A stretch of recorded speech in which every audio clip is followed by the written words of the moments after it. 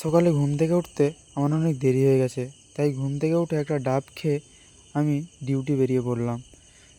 খাওয়ার সময় ছিল না, তাই আমি রাস্তায় যেতে যেতে একটা নাস্তা নিয়ে সকালের টিফিনটা করে নিলাম।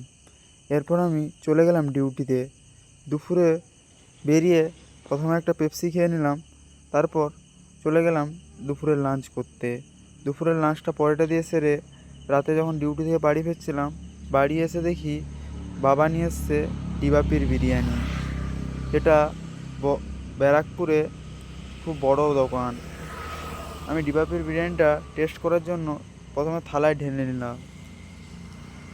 তোমরা দেখো, থালায় ঢেলে নিয়ে আমি দেখলাম ওখানে এক পিস বড় মাংসের পিস ছিল। আমি ভাবছিলাম লেগ পিস থাকবে, কিন্তু ওখানে লেগ পিস ছিল না। ছিল লেগ পিস একটা, কিন্তু ওটা কোনো মাংস ছিল না। দেখেছো, একটা বড় আলু।